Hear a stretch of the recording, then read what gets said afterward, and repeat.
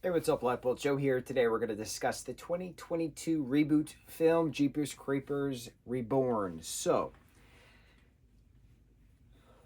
I've said my things about the Jeepers Creepers franchise, created from a disgusting monster, convicted child molester who served 15 months of an 8-year sentence and was still allowed to continue to make films.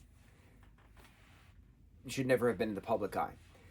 He is no longer with the franchise. This is a brand new creator of this reboot, brand new writer, brand new director. So it's like, okay, all right, new.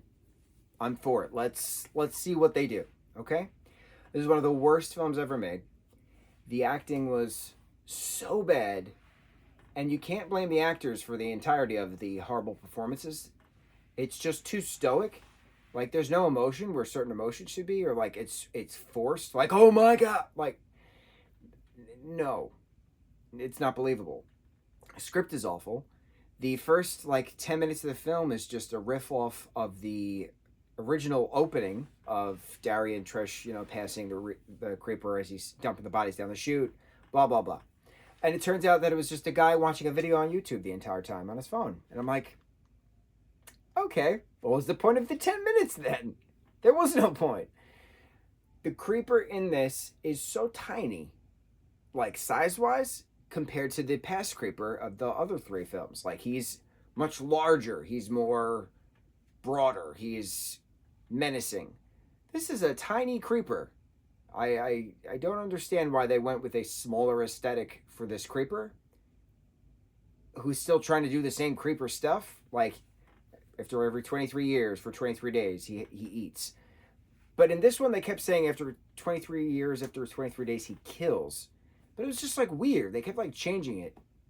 So this couple is going to Louisiana, and they're going to this like horror fest or something, and then the girl Lane starts having like these premonitions about her being pregnant, and how they are inadvertently surrounded now by a creeper cult who's deemed her now unborn child as the life source for this creeper.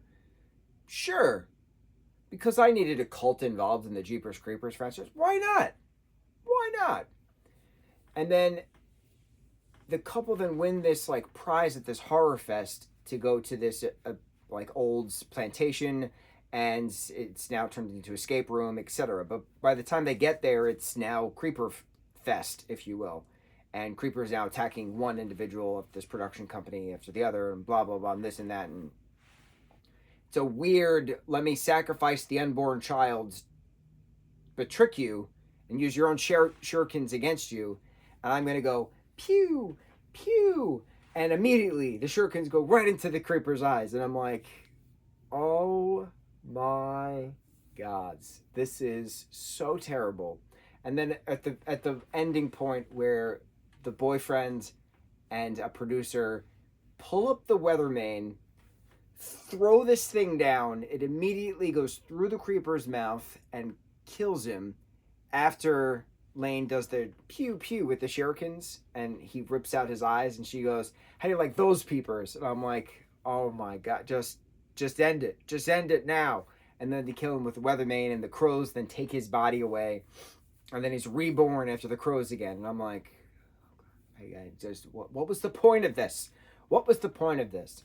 It's not in the same timeline of events as the Jeepers Creepers franchise 1, 2, and 3, because that specifically is 2001. It's it's 23 days worth of 2001, and granted, we don't see all 23 days of him killing and eating, but it's 2001.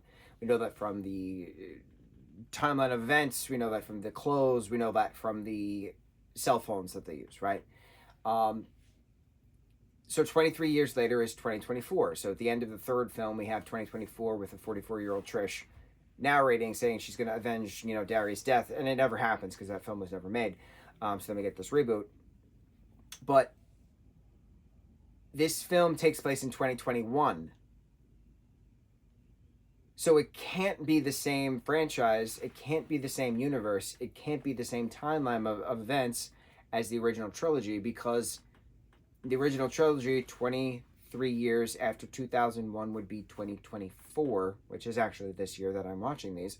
So there's no way in hell that 2021, when the announcer says, this is Horror Fest 2021, or whatever she says, that's clearly not 2024. It's not 23 years later. So it's not the same timeline.